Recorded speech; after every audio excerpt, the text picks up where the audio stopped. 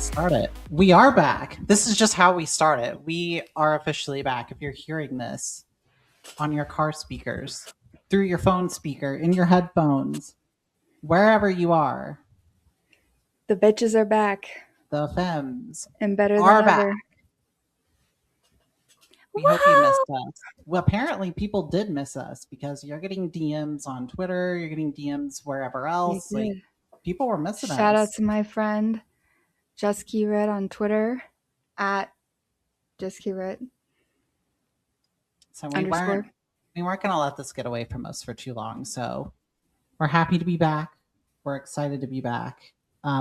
Technical difficulties off rip already. I was literally just telling Maddie how I broke my microphone arm. So I'm going to be holding it like a sippy cup the entire time. So my apologies to the viewers for that. But we're back, we're here, and we're ready. And last we left off in the WNBA season, the Las Vegas Aces won another championship. On my birthday, and I was there. I was extremely thrilled for you, by the way, that you got to experience that. I know the Merc is your team, but I know you also have a soft spot for the Aces, so... Yeah, that was low-key one of the best days of my life. I can't even lie. That was lit. And the best part of the entire experience, bar none, was booing Kathy.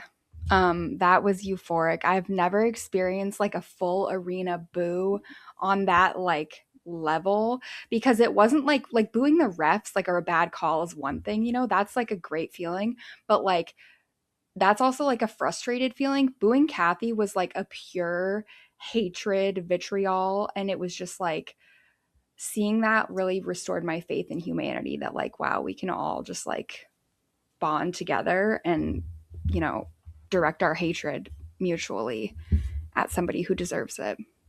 So if there's that was beautiful that could bring us together in 2026, it's a mutual hatred for sports commissioners. Absolutely. Amen to that. That could be the key. But it actually gave us a ton of really great memes, like Asia's face the entire time that Kathy was getting booed. Unbelievable. I have like 5 different angles of Asia's face on my phone. I was taking pictures of the Jumbotron.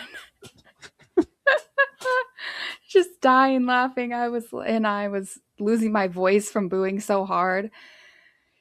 But also I was just euphoric, overjoyed at the fact that they actually won a championship. And I got to see it. Like, what are the chances? That's crazy. Well, you and I, we did stay in contact over the course of last season. So we were texting.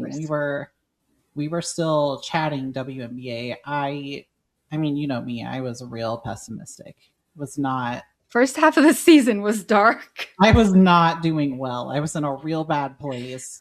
I thought the Aces were in a real bad place. So they were. To find it the way they found it, it's the A'ja Wilson effect. I still can't believe it. I really can't. We lost to Minnesota by 50. But I mean, that was it, right? Like, you had to get your ass whooped by Minnesota, who, by the way, it's probably the closest they'll ever get to winning a title now. We'll get into all that later. But thanks, Minnesota, for the ass whooping that maybe made you feel good in July, but ultimately won us the title in October. Oops. Beautiful. Oops. Beautiful. It really did, because it also, I mean, that, like, yeah, just catapulted everything. It was... I don't think A'ja Wilson was going to do another year of losing, so... She was going to drag that team by their jerseys as far as she could get them, and she did. Yep. She sure did. Her and Jackie. So, yeah, thank God. Thank God for those two. Chelsea Gray, just... All of that, by the way, culminates us into the offseason. We thought like maybe the Aces were going to be the last champion ever for a while. Because I was getting ready to mourn the league that I love. Yeah. Like, it was dark. It was bleak again.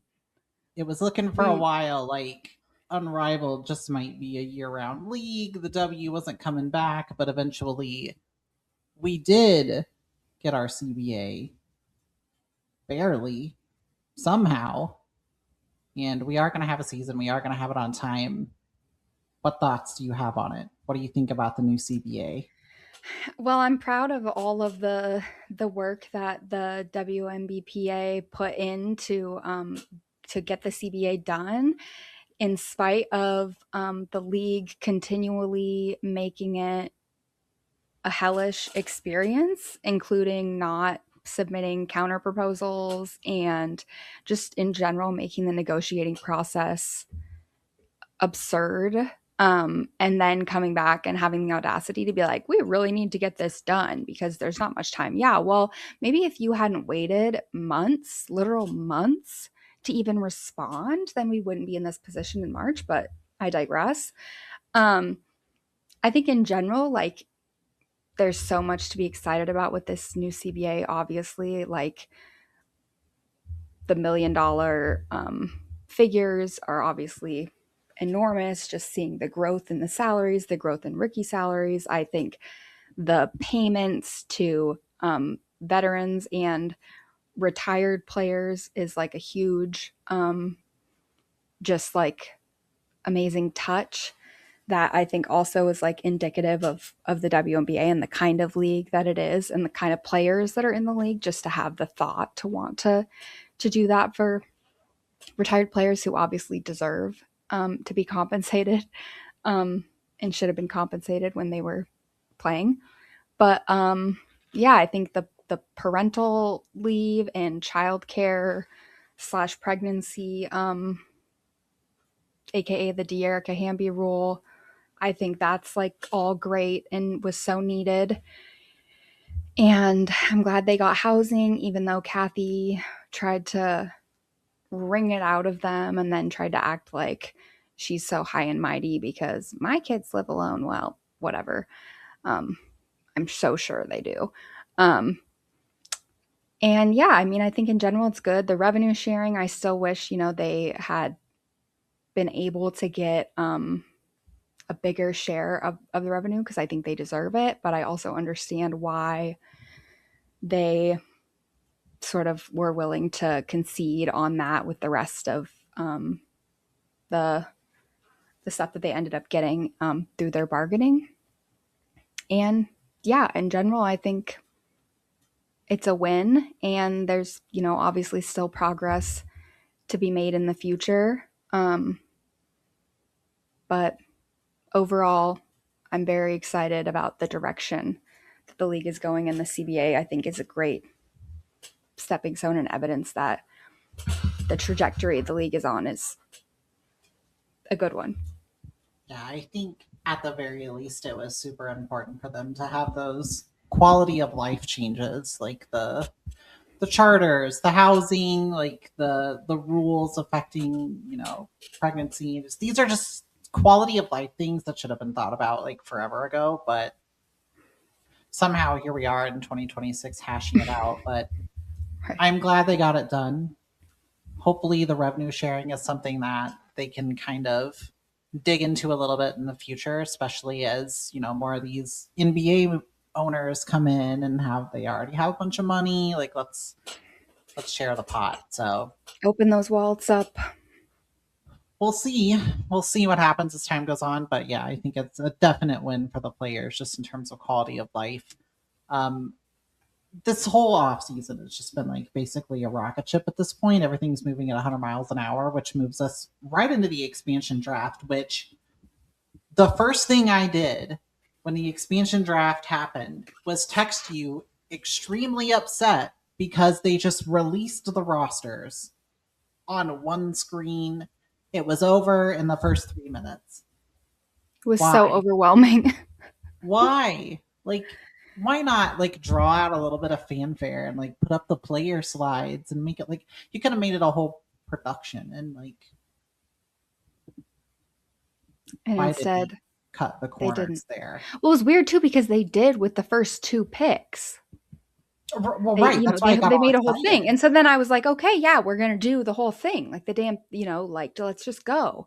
And obviously it's going to get shorter as the picks go on, when you get to second round or whatever. But then they just dropped the whole thing like a bomb. And Marina Mabry's name is halfway down the list. And I'm like, what the? I felt like, oh, what the? What's going on? What's happening? I felt like I left the earth. Like I'm trying to find level ground. And then they just moved on to the next team. I'm like, it's overwhelming. Terrible rollout. 0 out of 10. Would not recommend. Yeah, I highly doubt anybody from ESPN is ever gonna take a listen to this, but like for the love of God, don't do that again. Whatever expansion drafts happen in the future, please at least give it some kind of fanfare. We want some fanfare. We can recap the rosters after. It can be an hour-long show. Let's have the draft in the first 30 minutes and we can recap the rosters after. Like, let's brainstorm, mama. At least give it some zhuzh. So we did that. We'll get into those rosters a little bit later when we dive into our season predictions and kind of what we think about Portland and Toronto. But we quickly moved on to the draft, the actual draft. This is all happening in like what, a 10-day span, by the way. This is just along with free agency. Just completely mind you, 90% of the league was free agents also. So this is truly an unprecedented offseason, just on every level for the way that it's gone. But what are some of your, like, who are your winners? Who do you feel like are your winners? Who do you feel like are your losers coming out of the draft? My winners, I think my immediate thought is, selfishly, my immediate thought is Seattle Storm. Major winners to come out of the draft with Awa, Pham, and Flage. Huge win. And they got Flage for basically 2 seconds. So that, I think, is like a great, and one of them ended up getting waived today anyway. So that's a different story. But I think, Storm, big winner. I think, Dallas is a winner. I think they couldn't really go wrong with their decision at number 1. I think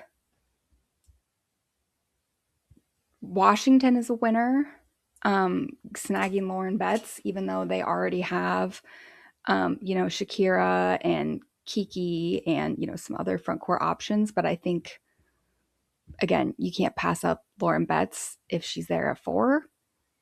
So, like, that's a big win for them. I think the Indiana Fever snagging Raven Johnson at 10, she might be the steal of the draft, especially for them. Like, she is exactly what they need. She's going to be like Ari McDonald was for them last year. She's already an elite defender.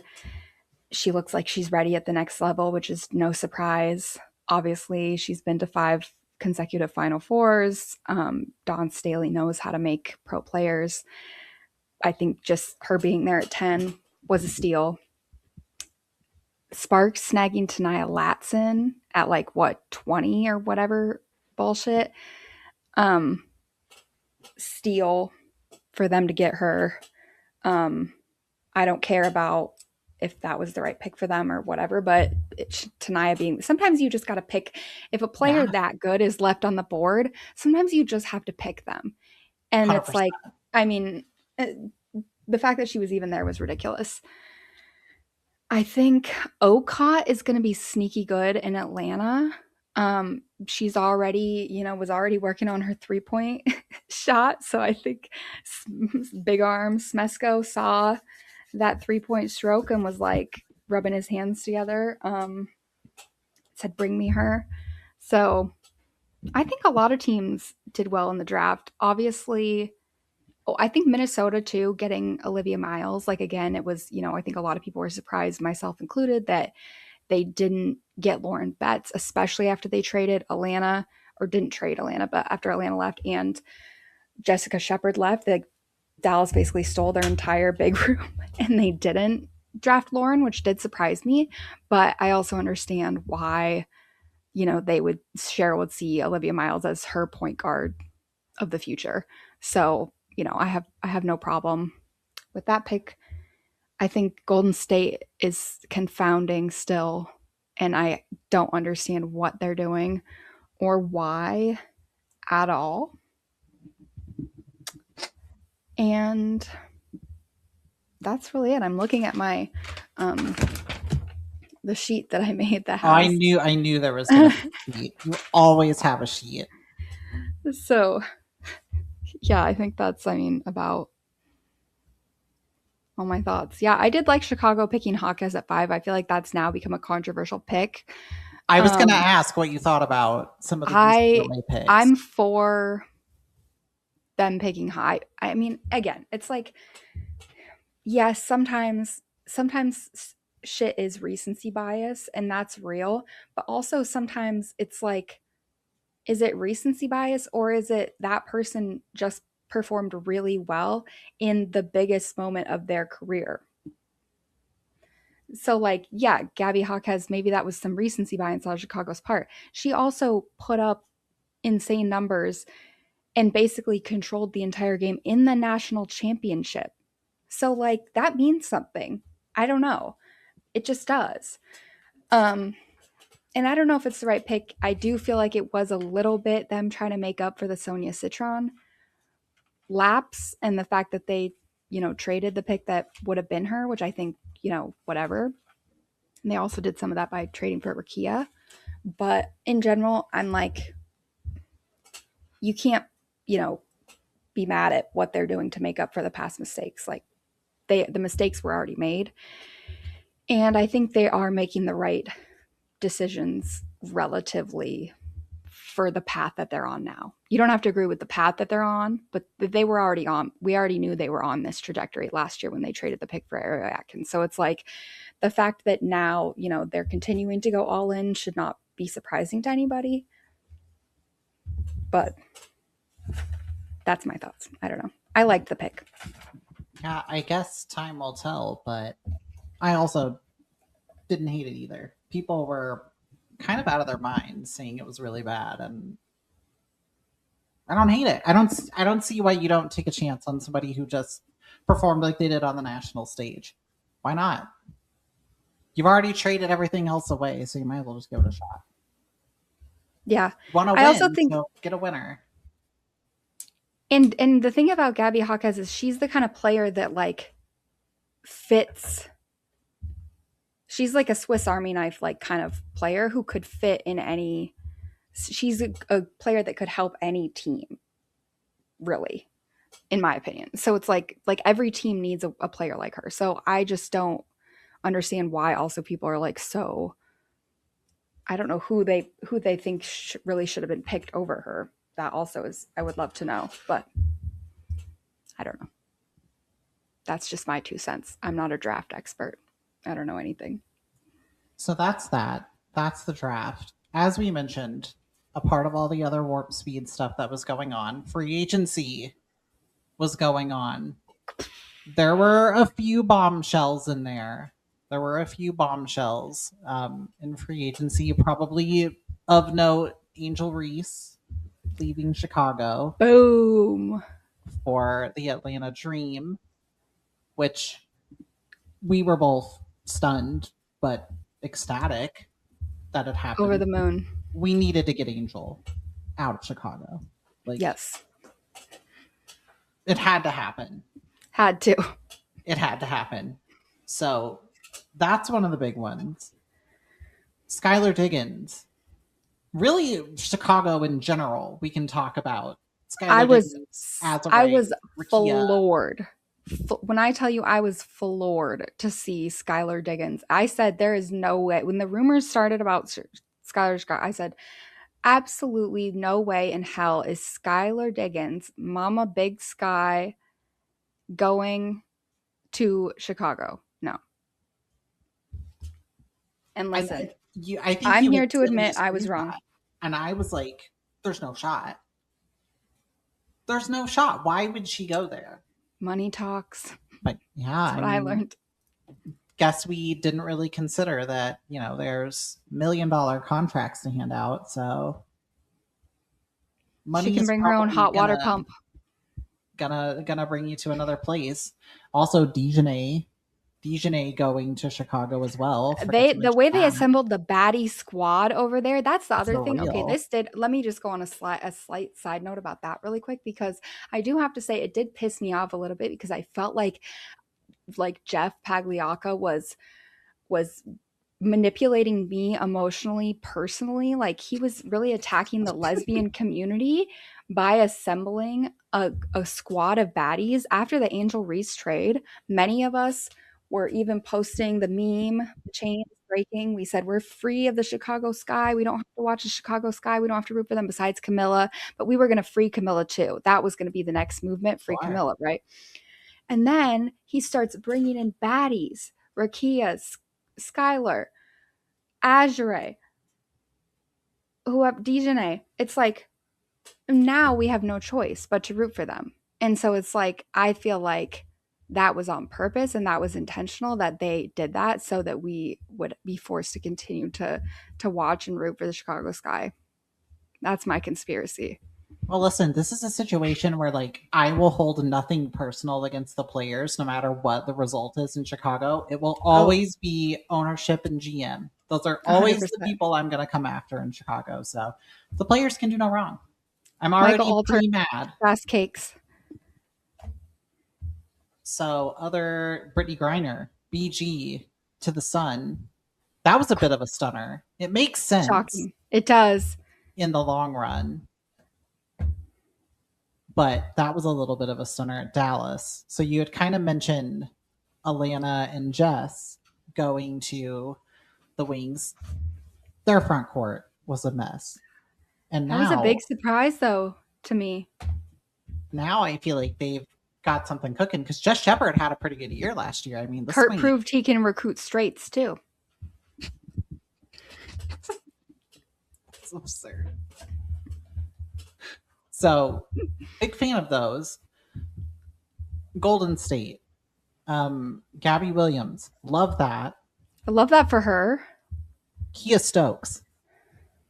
Suckers. Love that for us. Absolutely love that for us. 100% love that for us. I have a whole segue on it later, but thank you. Speaking of the chain being broken meme, that was my personal.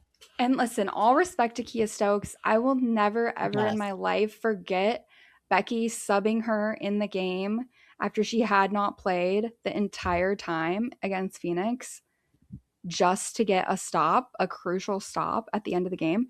And that was nails. She came in and she did her job, and all kudos to Kia Stokes. Hang her jersey in the rafter for that specific moment. And yeah, but other than that, au revoir. Yeah, she'll always have a special place. Yes, Mike's heart, but it was time to go. It was time to part. Yeah, it was time to go. So that was kind of really. I mean, they added, Marta Suarez, who's now gone via the draft and being waived. So the Fever, they had a lot of, I feel like, depth ads in free agency. Mo Billings, Ty Harris, Maisha Hines Allen. These are some pretty nice moves. They were kind of missing, I feel like, that depth. When they lost to Vegas, it was kind of like they just, especially because Sophie. Oh well, I guess she was hurt, but she was kind of falling off even before that. Low key. But they didn't have a lot of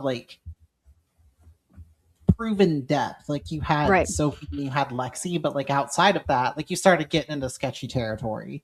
Waiver players that you picked up. But now I feel like you've added some pretty decent names. I never want to root for the Fever. I have to be a little impressed. They shored up. They had issues and they shored it up. So more power to them. The Aces, Kennedy Carter. Bang! At the last minute. Carter. Do Nikki you Fargas. remember when it was the Olympics year, 2 years ago?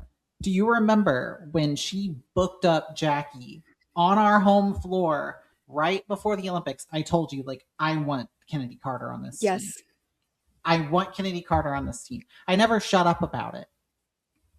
And then I was super upset that we had the opportunity to do it last year. Nobody did it. She's just out of the league. Yep. But finally, somebody there got their head out of their ass and made the call and brought her in.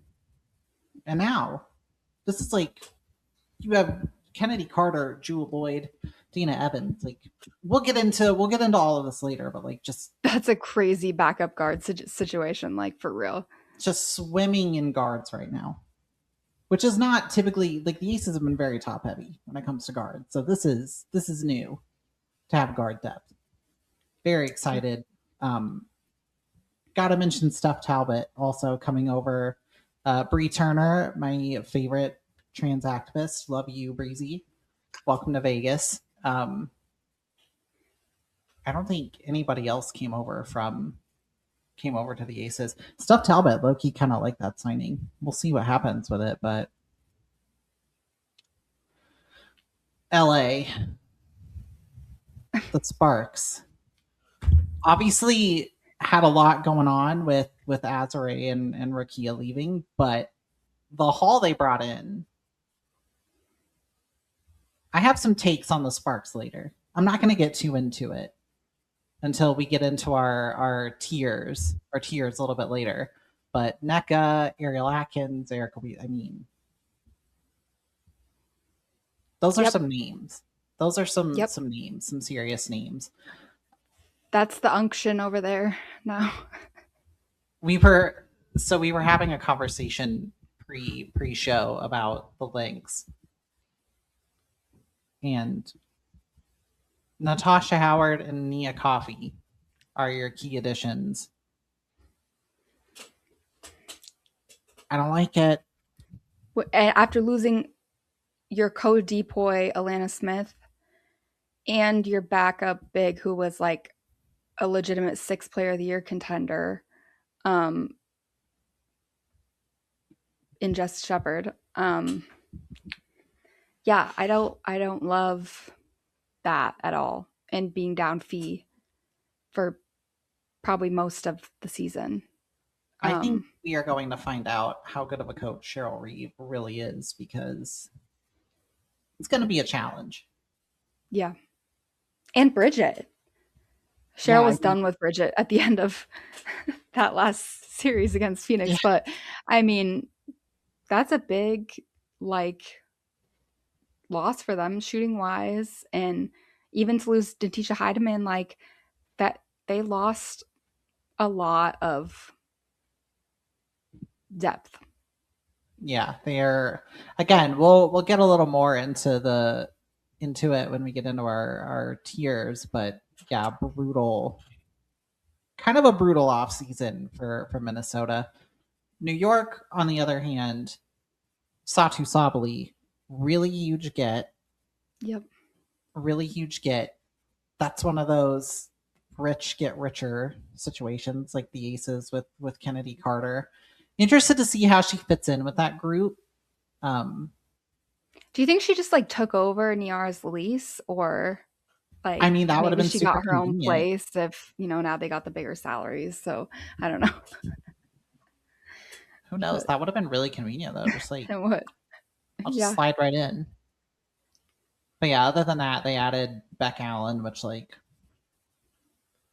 I don't know. Maybe Beck Allen doesn't mean what it meant in 2022. Maybe she has a renaissance, but like right now she's bad back Beck. Like, it's not going well. So we'll see.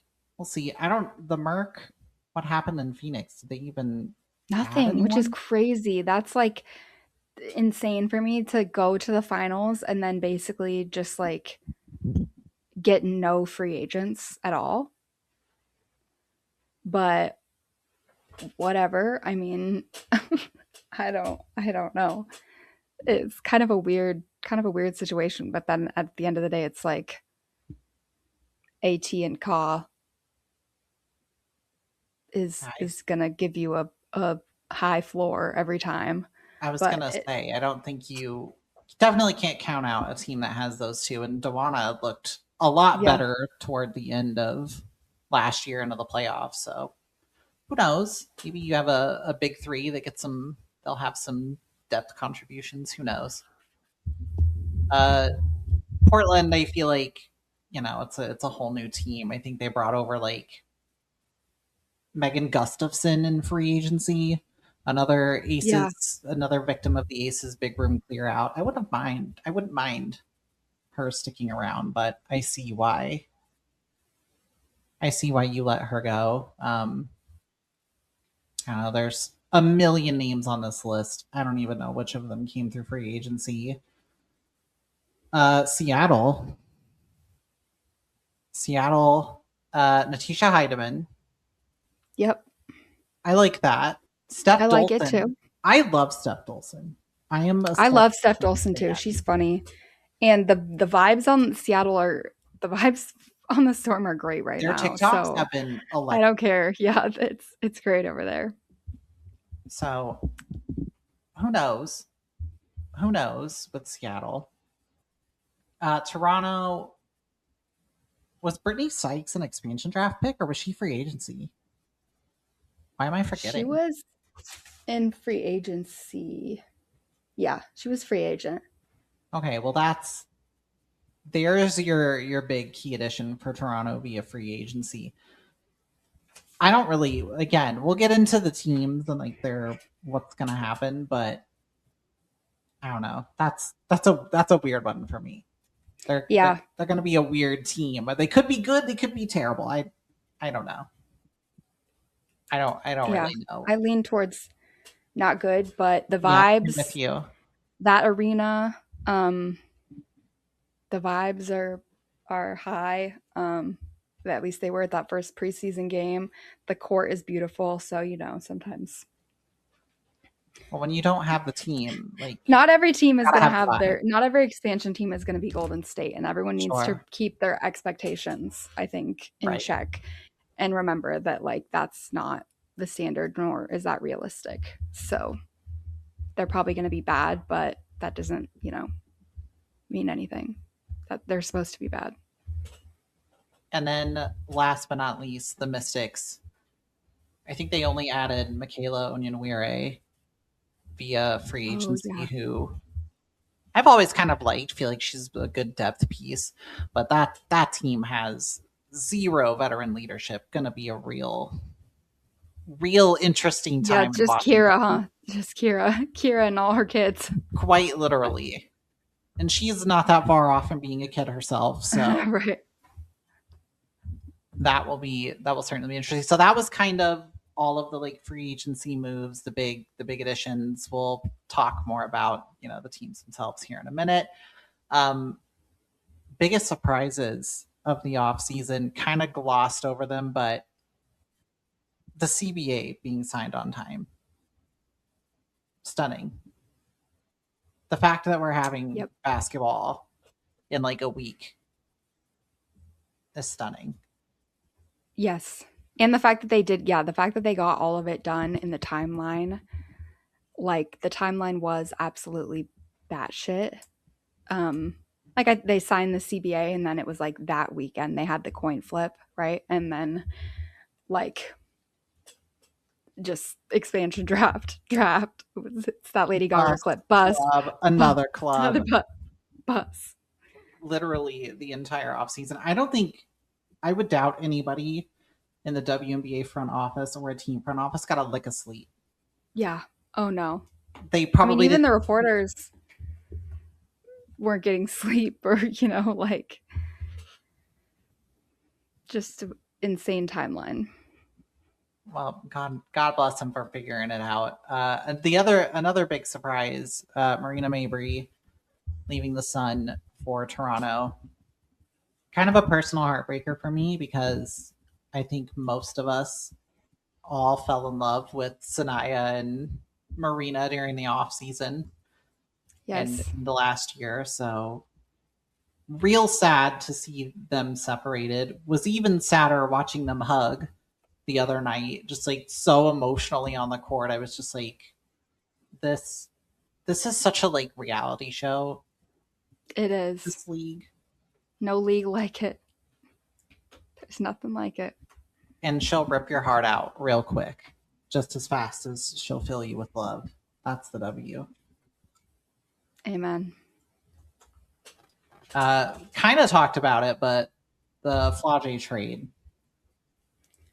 What are they doing? I mean, and the weirdest part is the way that it all went down, and then the GM refusing to answer questions about it, and then so being like, "Oh, we planned it in advance." Did you? Which would be weirder, and then now them waiving the pick. This is an all-time bizarre, confounding. This is Chicago Sky behavior. This is what they're doing over in Chicago. You guys should not be doing this. Money laundering vibes. Literally. So, like, yeah, explain it to me like I'm 5 vibes. Like, I don't understand. I'm enjoying it as a Storm fan. I live for it. I am Talisa Ray. Please pick up the phone every single time Golden State's GM calls you, because you never know what you might end up with. But yeah, I don't know. It doesn't make any sense to me at all.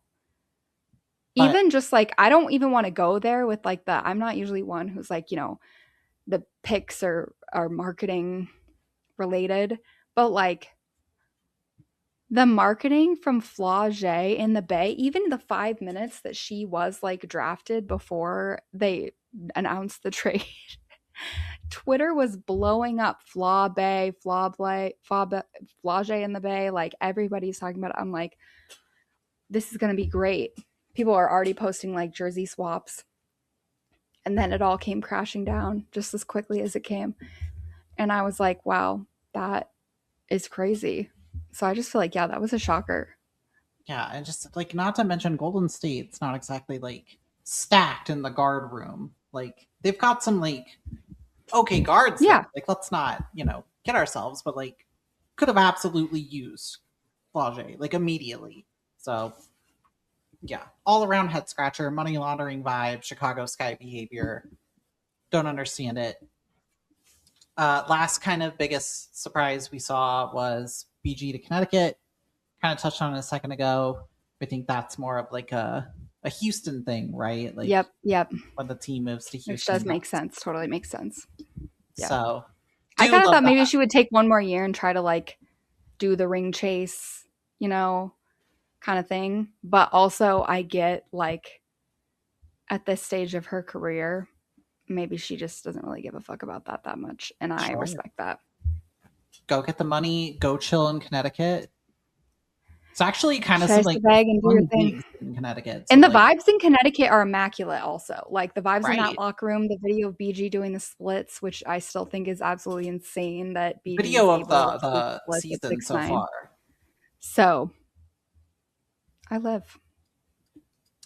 All right. So there's the off season. There's the surprises from the off season. Now it is time to talk about the actual season itself. It's time to talk some predictions. We're going to talk award predictions. We're going to talk our tiers, our team tiers, where we kind of see everybody in the league. We're going to start it with the season award predictions. So we're going to kind of lob it back and forth here by award. But MVP for me, it's Asia Wilson. It's Asia Wilson. Always gonna be Asia Wilson. In Asia we trust until further notice. She's fully in her prime. Stewie and Fee have been hurt. Like, we're probably not gonna see a lot of Fee. AT's always in the mix, but just like the numbers just aren't as big and powerful as Asia's.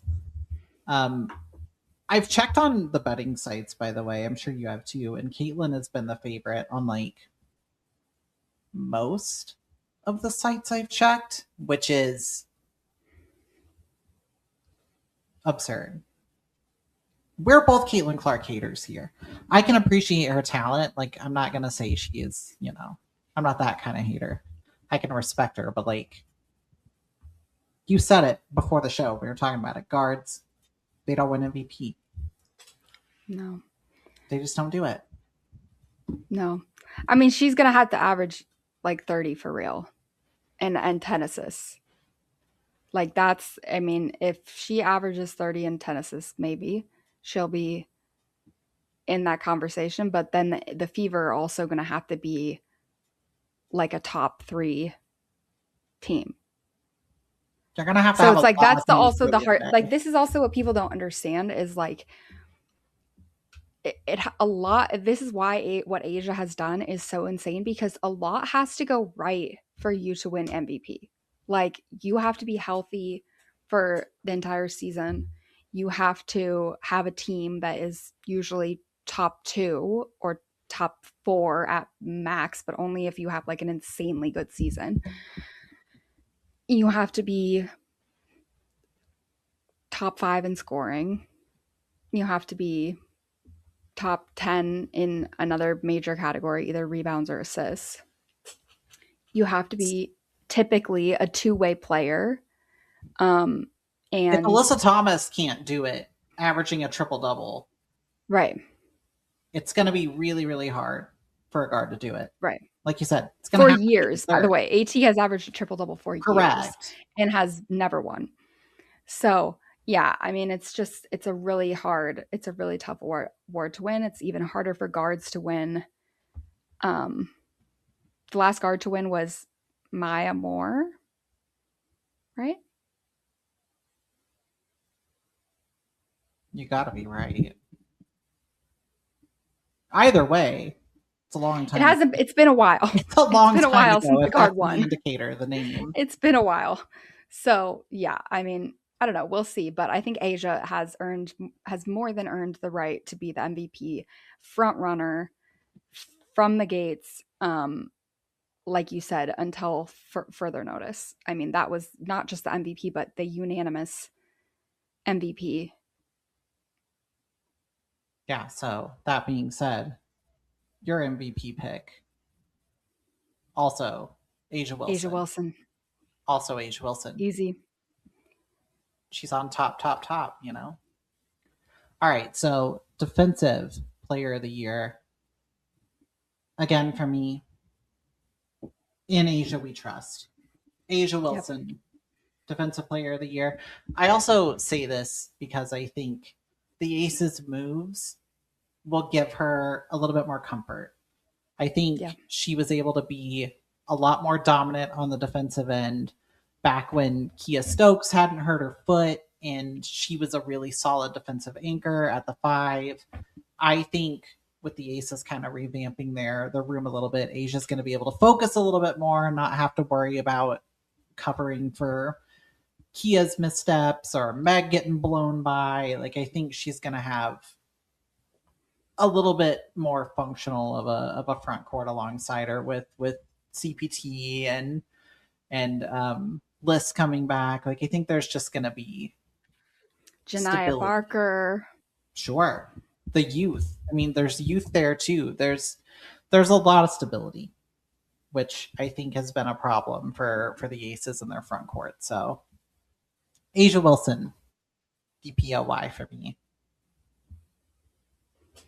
I went a little bit. This is not somebody who is like a major player on the betting apps or on the prediction, whatever you want to call it. I'm picking Angel Reese. I think Angel going to an environment in a system like Carl Smesco's system, playing along somebody like Bree Jones, Ryan Howard, Alicia Gray, Naz Hillman, I think just like the support that she will have there. I just like that fit for her, and am excited to see what she's going to be able to do in that system and with those players and that supporting cast around her. And I've just really liked what I've seen from her. I liked what I saw from her in Unrivaled, even though she was only in Unrivaled for a short time, but I liked what I saw there. I liked what I saw from her with Team USA. And I liked, what I've seen so far in the limited preseason. And yeah, that's my pick. My sleeper pick, even though I don't think she should really be a sleeper pick, because she was like she was in the conversation last year.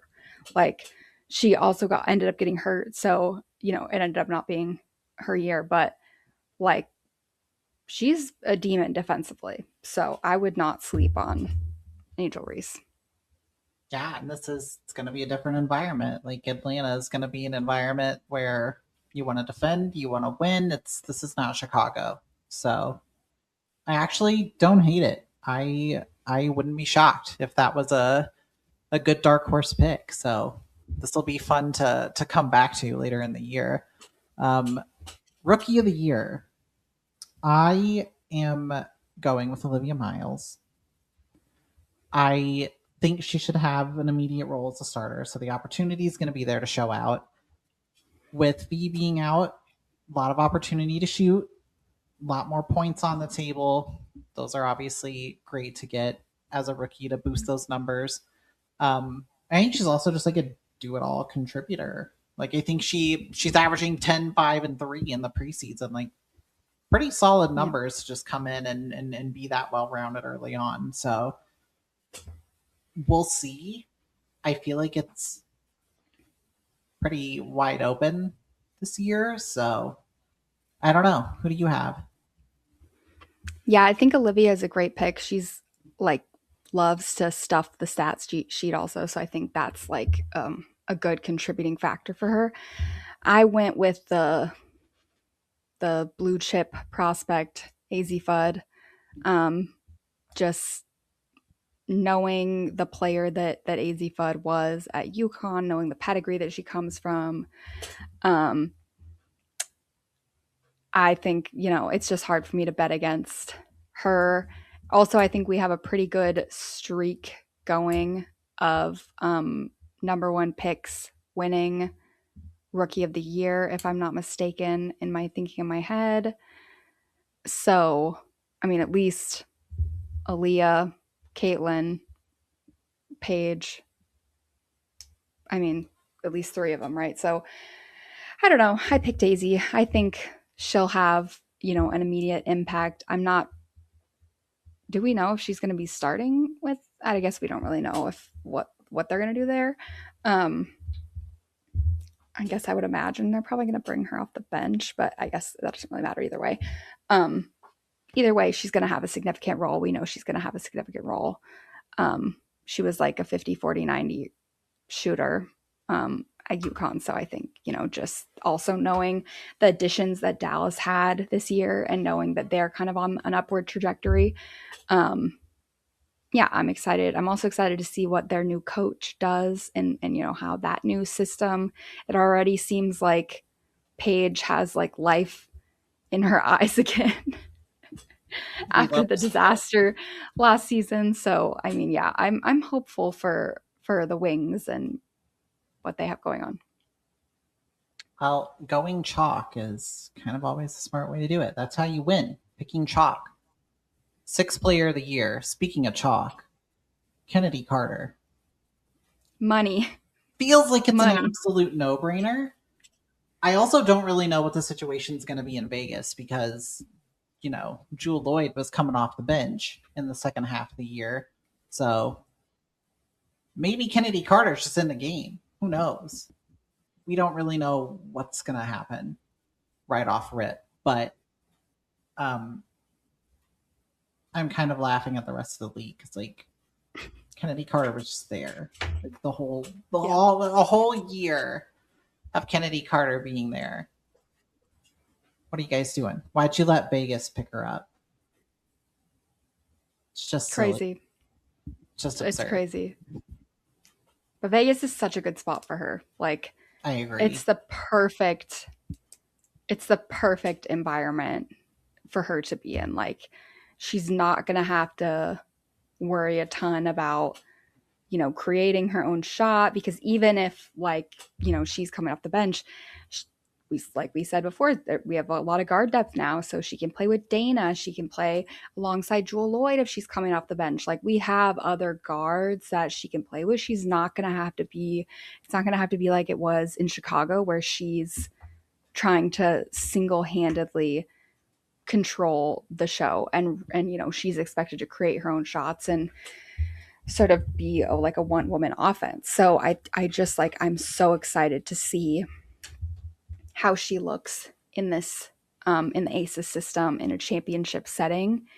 And I really just think it's going to even elevate um, her as a player. And yeah, I think sixth player of the year, she'll run away with it if everything goes the way that I think it's going to go.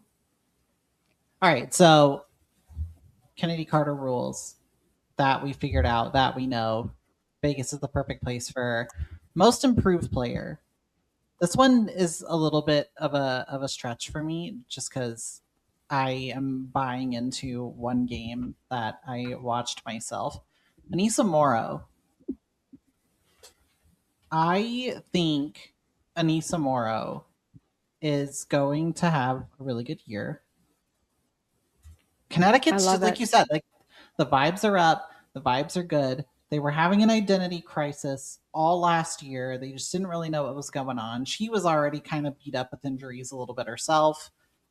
And also, I think she's just going to have more room to cook. Like, you have BG, you have Aaliyah Edwards. Like, there's more going on the floor for opponents to worry about. Like, she might be able to step into her game and actually have the kind of season that I think she's capable of having. It's super off the wall. I'm throwing pasta at the wall to get it to stick, but I'm here for it. Some call it manifesting. that's what I'm going with. I love it. I love it. I am in a similar vein of manifesting.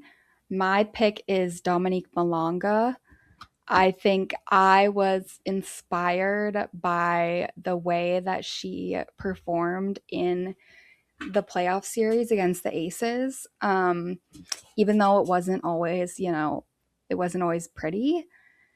But she was a rookie going against Asia Wilson in her first ever playoff series at 19. And I was just really, really impressed with her fearlessness and just her performance in general. She's such a versatile player. Obviously, we know she can dunk. She's athletic, but she can also shoot. She's like got a little mid-range game, and yeah, I'm just excited to see. I think similarly like the Storm. Now that NECA's gone, they did draft Awa Pham, but she's young too. So yeah, I think I'm just excited to see Dominique Malonga with an expanded role.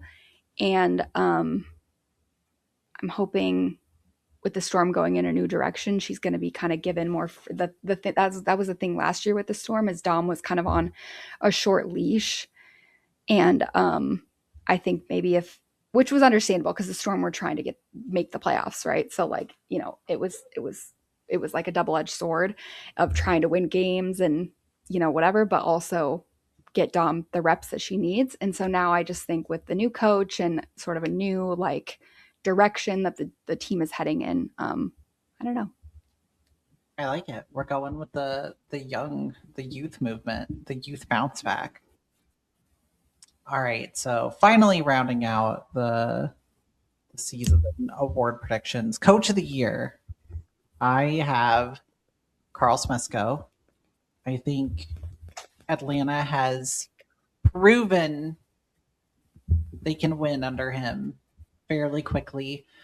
Again, unfortunately for them, it's going to be kind of dependent on injuries. They're a little bit thin, even though they got better. I think they're still a little thin. We know it's been consistent with them that they've had good teams, but have been kind of hurt and not really able to fully play to their potential.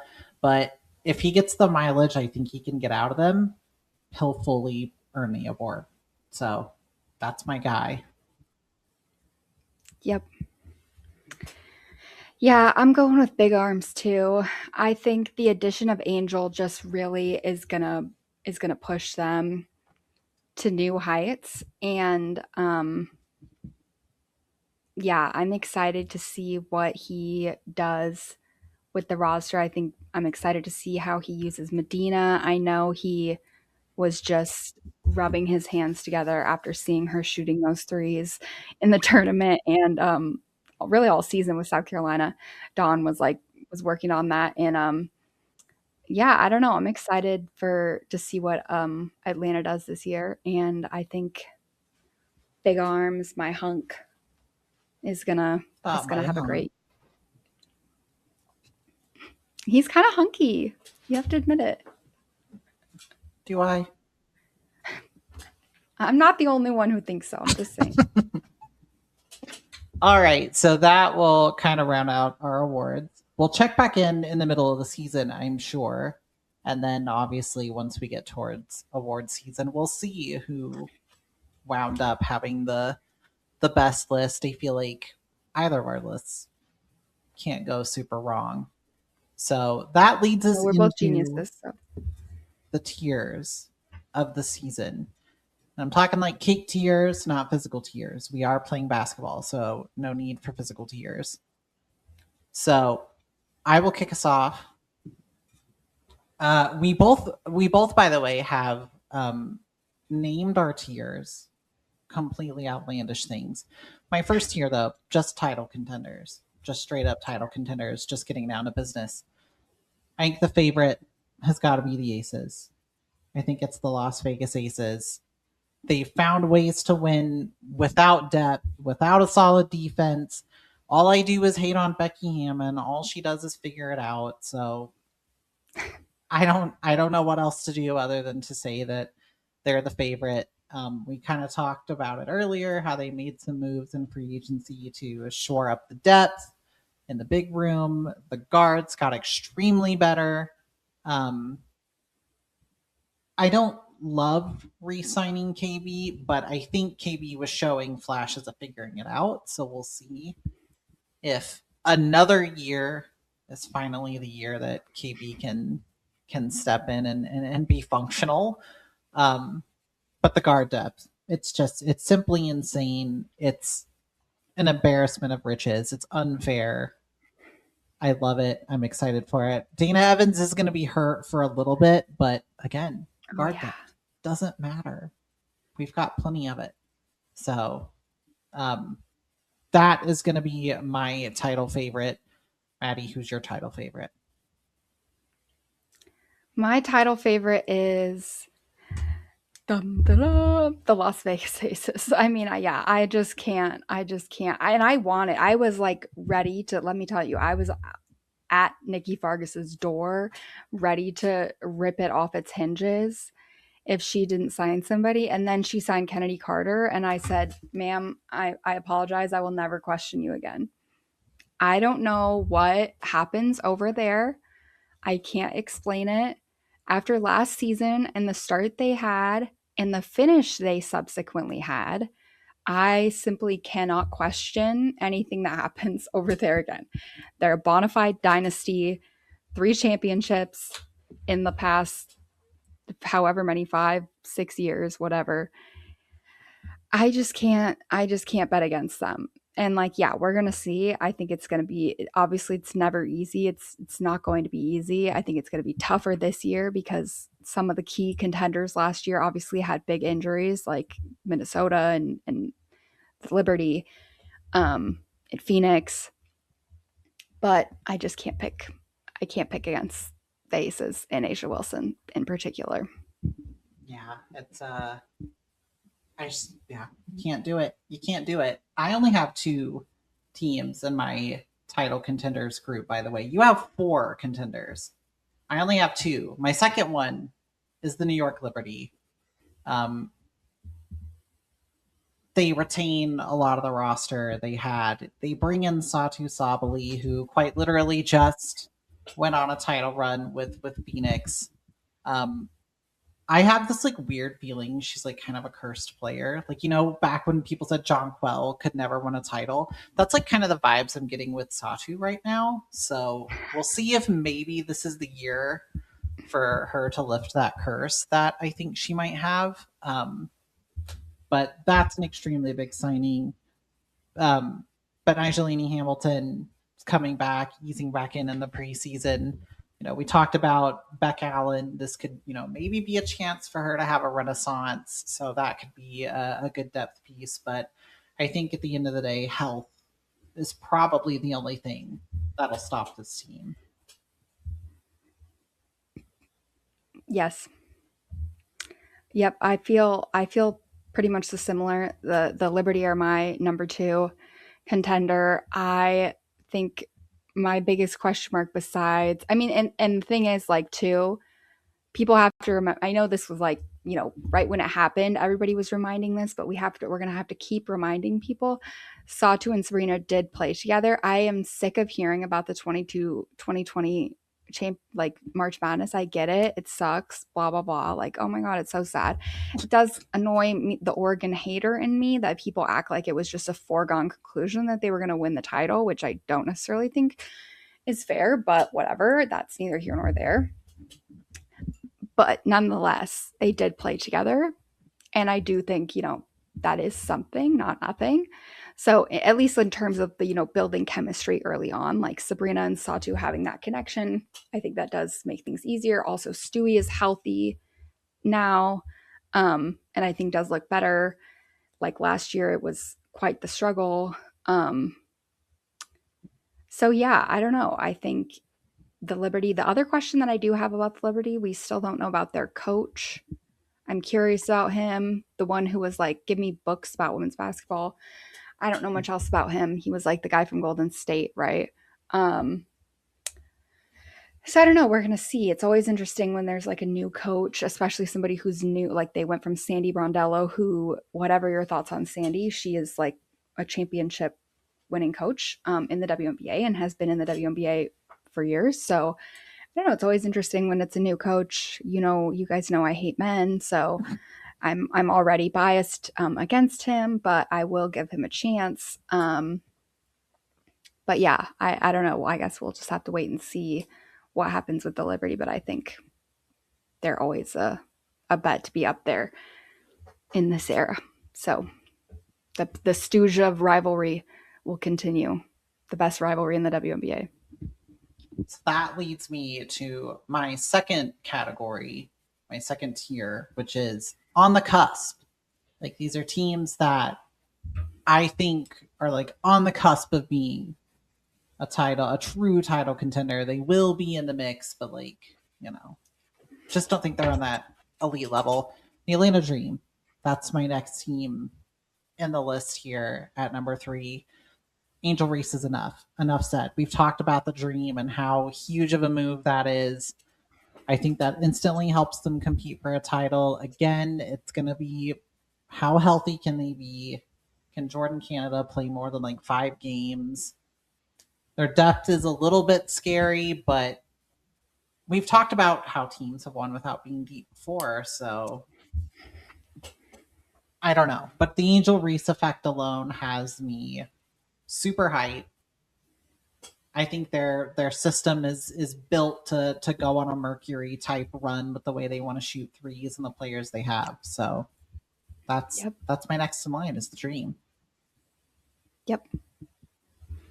Yep, I'm excited. I feel the same way. I'm super excited about this Dream season, Barbie's Dream House, and I also just think after last year, that really being like their first playoff berth with that group together. And so I think just having that experience under their belts, knowing it didn't go the way that they wanted it to go, but having that experience, I think just is super valuable. And I think they're going to be more ready this year to take on, Ryan Howard's growing up, Alicia Gray, all of these sort of Naz Hillman, like these core players that they have on that roster now with Bree Jones and Angel Reese.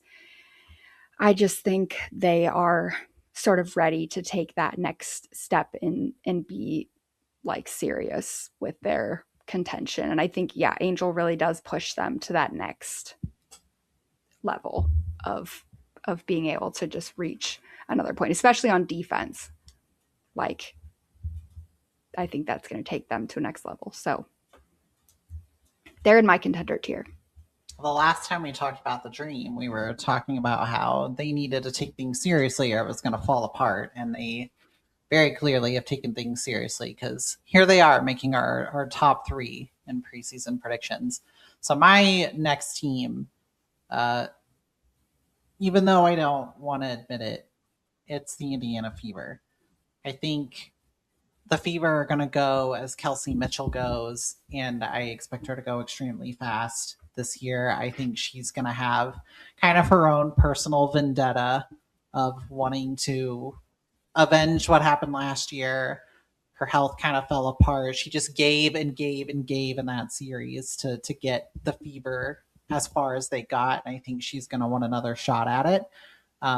They obviously have a really solid core there in her and Aaliyah and Caitlin. Obviously, we talked about it earlier in the free agency portion of the show. They made some pretty nice moves to shore up their depth. We've seen those names produced before, especially in the playoffs, like, Hines Allen and, Shatori Walker Kimbrough, we were talking about as a 6th player of the year type player. So all really good moves for them. As much as I don't want to root for them, I have to respect them. And I think they're certainly a team that can be in the top 4. Yep, I agree. I have the Fever in my contender list. They're my last contender.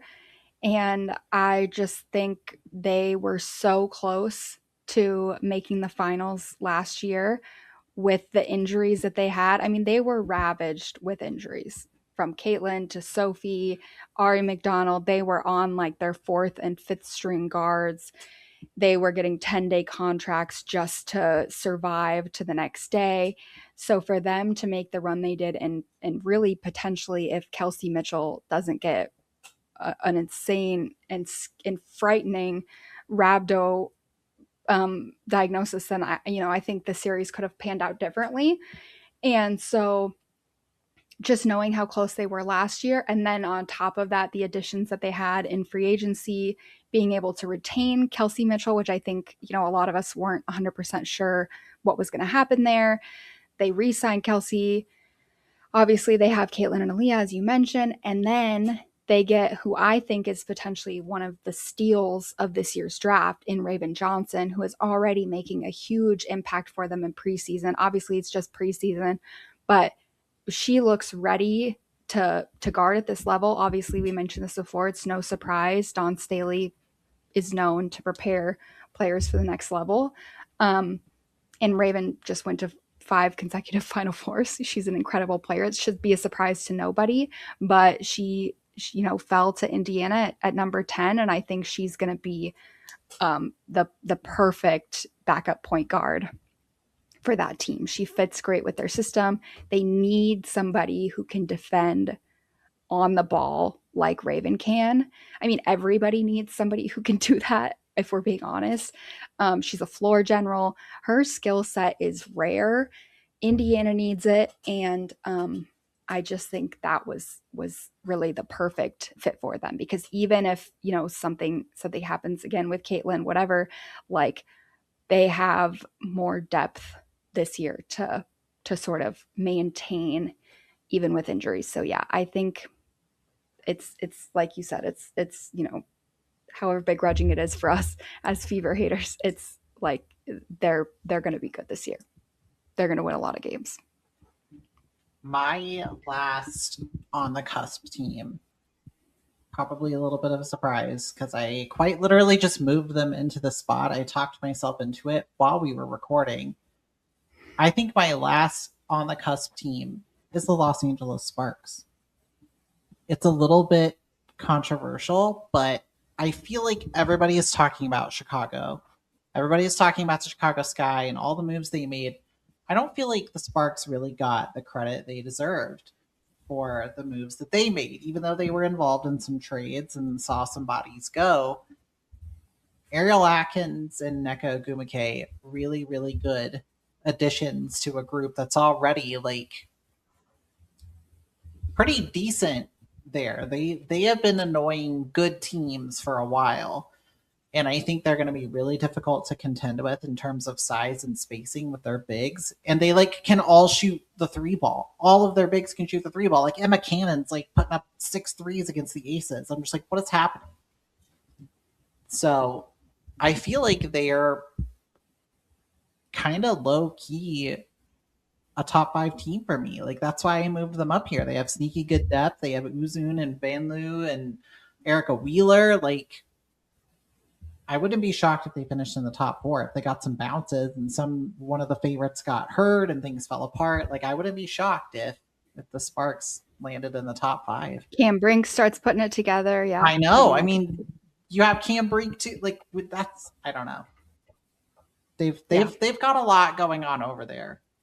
If they can put it together and all these things can work out, they could be in the mix. These are seasoned players. Like Ariel Atkins and Neko Gumake are very experienced players. De'Erica Hamby and Kelsey Plum have won championships. Like there's a lot of and Nneka and Ariel too. I mean, so they have a lot of championship caliber talent over there. So it's going to be interesting to see how they put it together. This is the start of my second tier, which is the pretenders tier. These are teams for me that want to be contenders, and I don't think they're quite in that category, but I do think they're going to be in the playoffs unless something goes wrong. Sure. Severely wrong for them. So my first pretender is the Phoenix Mercury. Obviously, they were in the finals last year, got swept in the finals in an ugly fashion. And then, bizarrely, had basically 0 free agents, which, again, I think is just so... I'm still, like, a bit confounded by that. They lost Satu to the Liberty, which I was not particularly mad at because I think her fit on the Mercury was a bit questionable. And also, I mean, I think there was another element with the whole concussion scenario that was like very badly handled, but that's a different story. But in general, I just think like the Mercury's off season was pretty disappointing given how close they were last year. But at the end of the day, a team with Alyssa Thomas, Kalia Copper, and Dawana Bonner is always going to have a high floor. And so I just think, they're going to be up there, but I don't see how this roster is an improvement from last roster per se. Other than, like Monique Okomakani is a year older. And so some of that, like, whatever. But yeah, I don't want to undersell the Mercury because I think people do tend to like be too low on them. And they did just go to the finals. Alyssa Thomas is going to drag them by their collars as far as she can take them. Unfortunately, I don't think she can take them all the way unless something else happens. But yeah, they're my top pretender, my number 1 pretender, if you will. Yeah, I'm right there next to you. My next tier is playoff contenders. Mercury was the next team there, and agree with literally everything you said. It's a team that has, it's too top heavy to not be a playoff team and to not have a shot at it. But there's like, we're also just like bursting at the seams within PCs. So we just gotta see if any of these randoms on this roster can break out and click, and they can figure it out and go on somewhat of a deep run again. I'll just jump straight ahead since that was my 16, my 17, Minnesota. I'm extremely uninspired. I'm extremely uninspired by the Lynx. You lost all of the depth. That was what we complimented them on back when they were on their title run. it was their depth, and a lot of it's gone. You lose Jess Shepard, you lose Lana Smith, you lose Letitia Heidemann. Like I said earlier on, like Nia Coffey and Natasha Howard just don't move the needle for me to think you're really any better than just a team that can get in the playoffs. And your best player is dealing with a nagging injury. So you're behind the ball. Yep. That's pretty much exactly what I have. My pretenders is Mercury, Sparks, Lynx.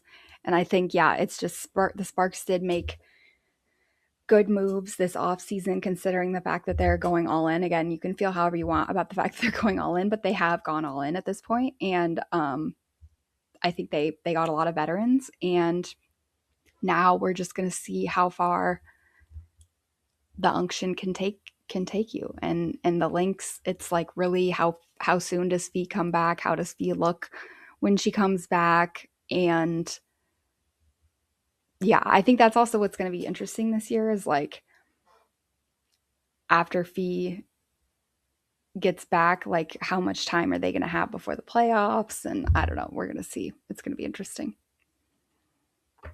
Yeah, they are. It's going to be a real stressful year for Minnesota. So I apologize to the Lynx fans in advance. I hope it goes well for you. After that, too well. I have, yeah, not too well though. After that, I have, this is where I feel like the WNBA playoffs are always like a bloodbath. Like that final like stretch, there's always like 3 teams like fighting for their lives. Yep. This is still on the back end of my playoff contenders list, but I have the Dallas Wings. The way they mixed up their big room, I think, gives them an opportunity to actually compete. Maddie Siegrist is going to be healthy. That'll be good to get her back and fully functional. They have some experienced depth pieces. You know, you have an Alicia Clark in there who's won a championship, knows how to defend really well. Love the Odyssey Sims signing. I just love Odyssey Sims. Like, that's a player that can push you through games when your stars are not playing well. So that's a really, really good get for them. Could be something that keeps them in the playoff race. Who knows? I don't actually know how far they're going to go, but I'm rooting for Paige. I'm rooting for AZ. I want them to make the playoffs. I just do. So they're my bias. That's why I have them in the 7th spot. Amen. I guess they're in my 8th spot technically, but this is my start of my new tier, which is also the basically teams that are going to be fighting for the final playoff spot. This tier for me is titled Matthew 2016, aka the last shall be first and the first shall be last. So my first shall be last is the Dallas Wings, and I believe they will be fighting for that final playoff spot, and like you, I hope that they get it, because I also think it would just be fun to be able to see Paisley Exarike in the playoffs. Like, that's a really fun. I mean, that, like, purely from a college standpoint, to think about having Paige Beckers, AZ Fudd, and Arike Gumbawale, that is some insane, like, March Madness lore talent right there. Obviously, that's true for a lot of teams in the W, but, like, holy shit. I mean, that's an exciting guard room right there. So, I don't know. I'm excited for them. And the vibes are high, so we want to see exactly with the high vibe get in. We love that. Lee Yaru. I mean, they've got some fun shit going on over there. I don't know. I'm excited.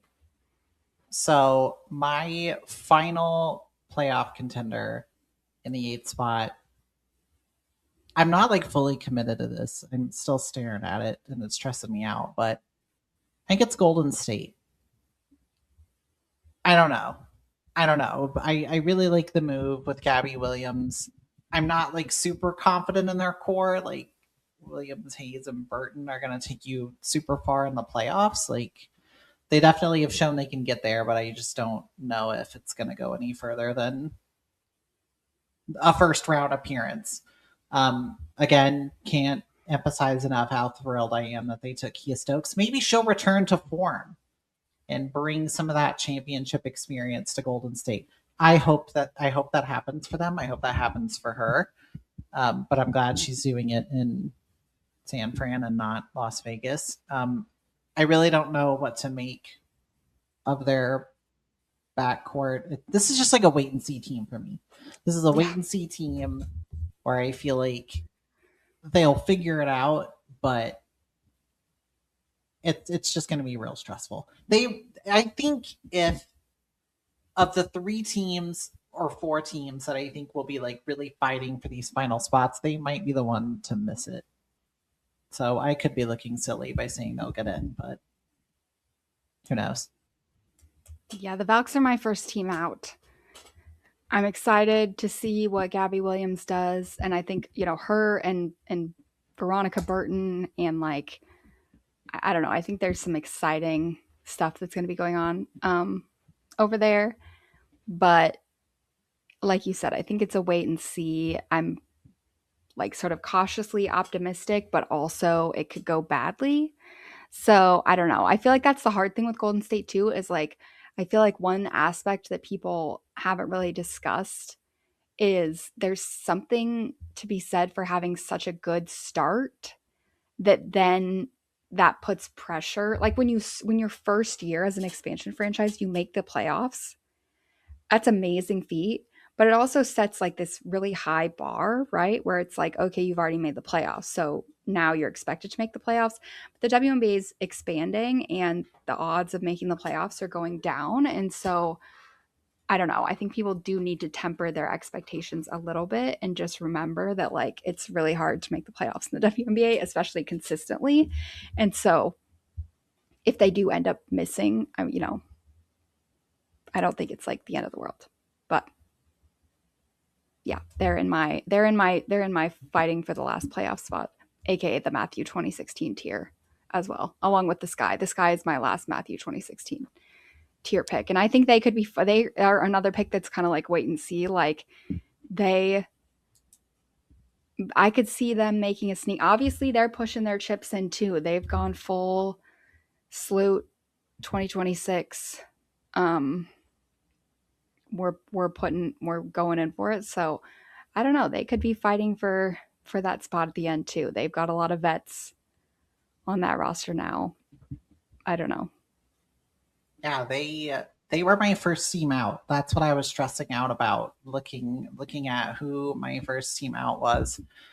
And it's the Sky, and it just feels so cursed. Like Chicago feels so cursed, but I also fail to believe that a team Skylar Diggins is playing for is going to miss the playoffs. So it's like right, unstoppable force versus a movable object. Like that's what I feel like is going to happen in Chicago. It's going to be really fascinating to watch.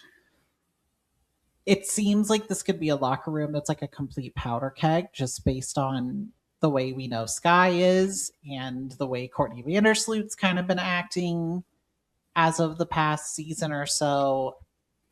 Dejanay is also a very fiery personality. Like there's just a lot of personality in the locker room. So it'll be really interesting to see how things go. But like you said, there's a lot of good players there. Like this is a team that very well should make the playoffs, but just based on what we know about Chicago, like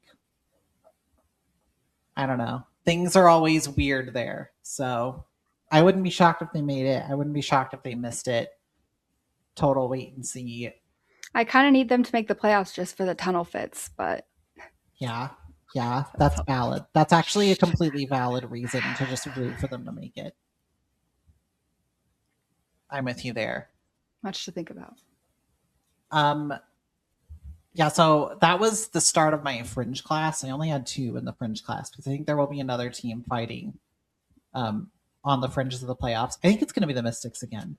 There's just something about the Washington They've got Mystics. The vibes. They never go away.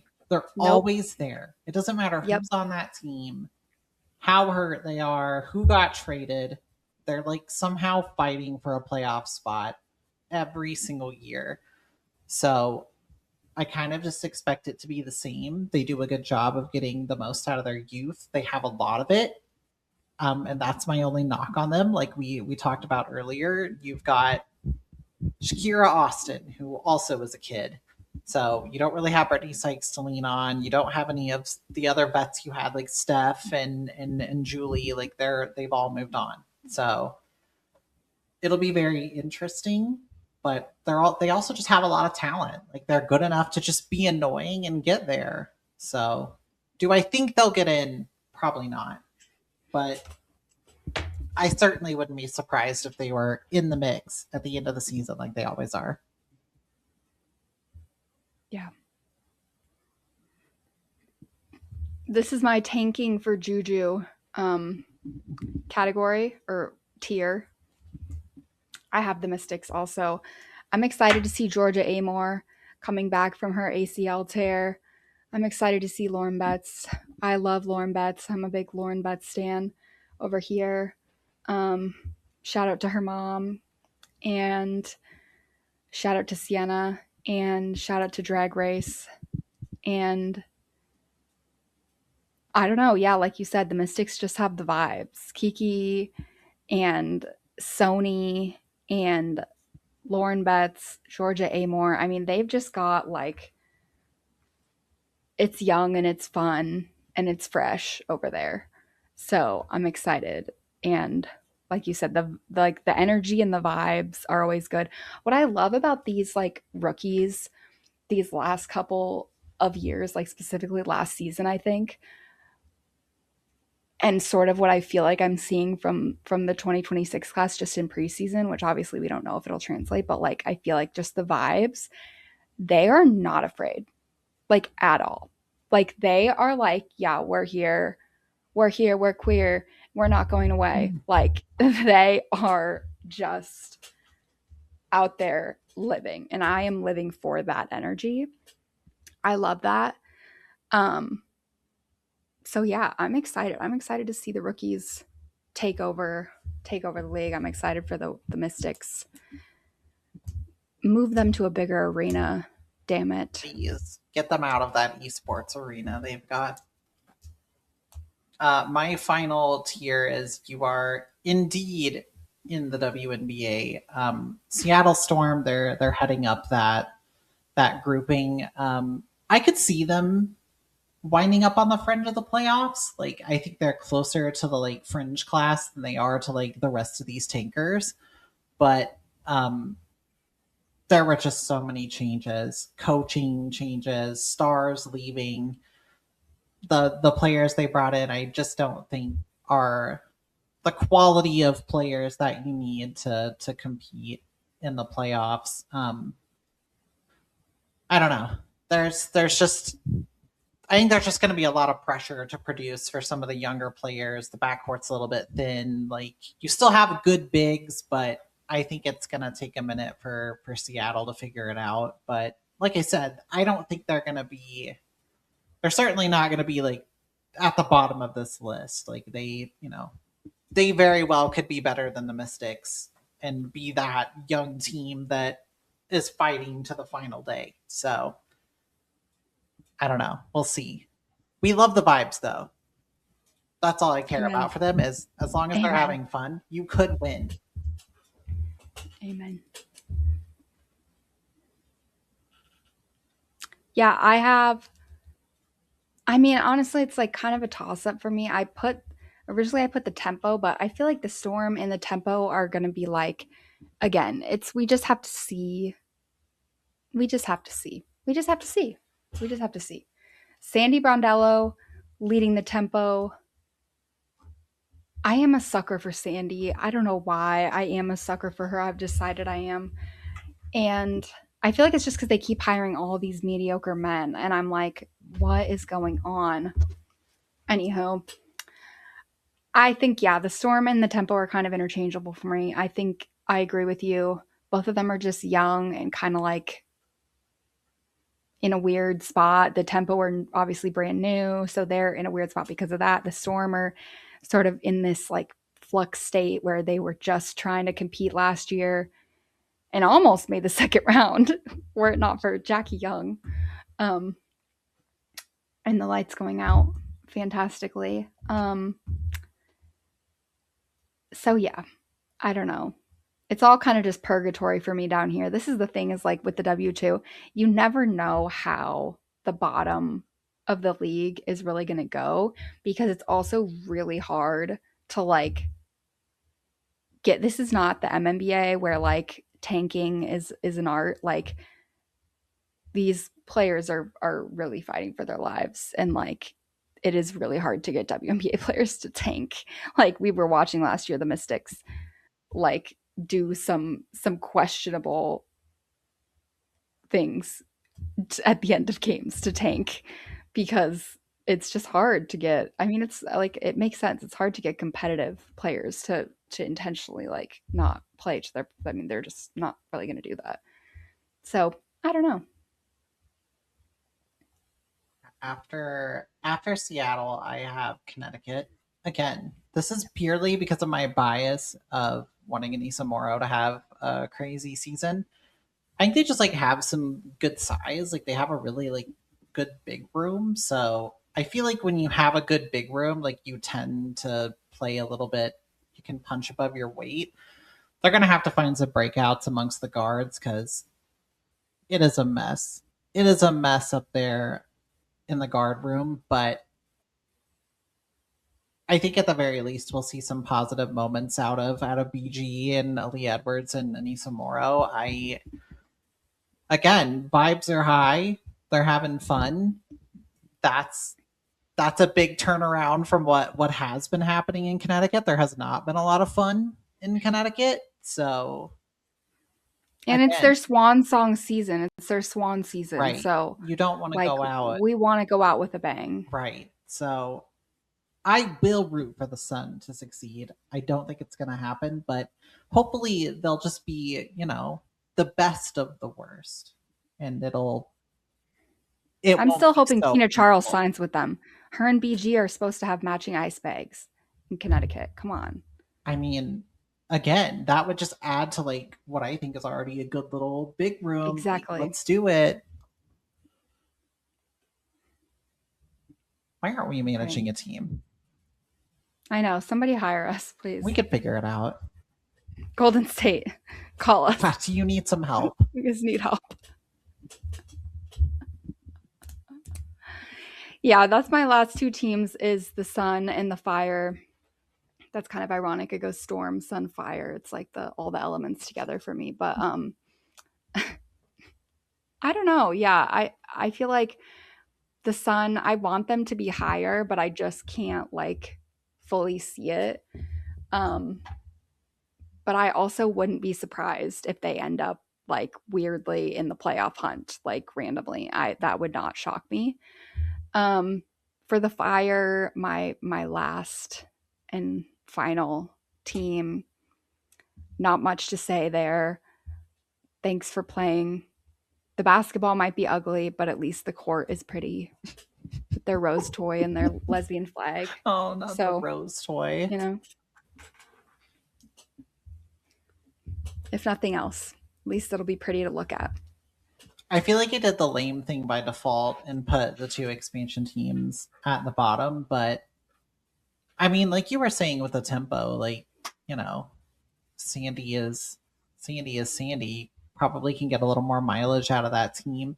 You have like two guards that are pretty good that can take you places, but yeah, I mean, outside of those two, like it's pretty raw, it's pretty young. Got a couple names like Timmy and Niara there that can give you something. They've shown spurts with other teams in the past, but the quality's not there, the experience isn't there, the depth isn't there. Like it just I don't see it. And the Fire, like if this was like a contest to see who could build like an all-star team of fantasy waiver pickups, they are the champions. Because this is like a group of like amazing waiver players in fantasy that are going to like push you to a title, but none of them have the experience of being the player on their team or really even being like a serious starter. Like Bridget Carlton is like the closest thing you have to a serious starter, and like she just stepped into that responsibility. So I don't know. Maybe it'll wind up being like a Vegas Golden Knights situation where it was just like 800 fringe players that just happened to like work really Just well randomly together. work. I don't know. We'll see. But I don't know. There's just not enough quality there. There's no star power. But who knows? Maybe at the very least, maybe we'll see like a couple stars get born out of this group, and that would be fun. I would love it. Yes. Bridget Carlton averages 30. You never know. Anything can happen. That's what I love about this beautiful league. Anything can happen. Anything can happen. So there you have it. Those are our tiers. Those are our official standing predictions. We were a little bit, at least I was second guessing some of my picks, but like you said about the bottom of the league, like you just never really know what's going to go on down there. We know they're going to be there. We just don't know in what order. Like, what order? Yeah. Yep. It'll be complete chaos to determine the It's a order. surprise. But that's pretty much that for our first episode back. Kind of long and lengthy as we were making our predictions and getting ready for the season and catching up with the off season. They probably won't be this long all the time, so sorry if we got yappy on you, but that's kind of what we're here for. That is what we're here for. That is literally what we're here for. So let us know if there's anything else you guys want us to yap about. Yes, please do. Please continue hitting Maddie with the We're feedback. just about to start the season. And I'm very excited. We're going to be back. We're going to be annoying you all season long. Obviously, as you can tell, it was a little bit of a stripped down production compared to what we used to do, which was just so much work. It was so much work, you guys. If you had an assistant, we could do it, but we're busy the girls are tired. We live busy lives. Working girls.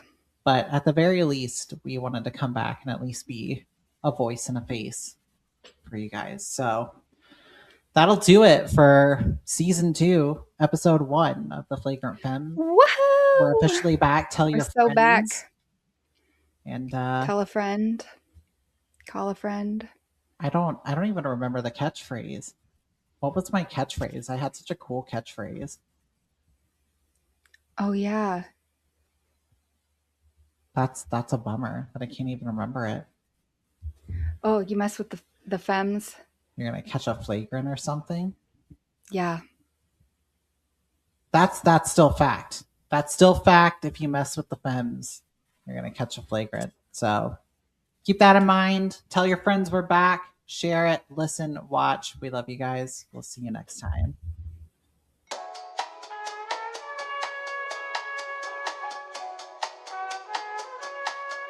Going up.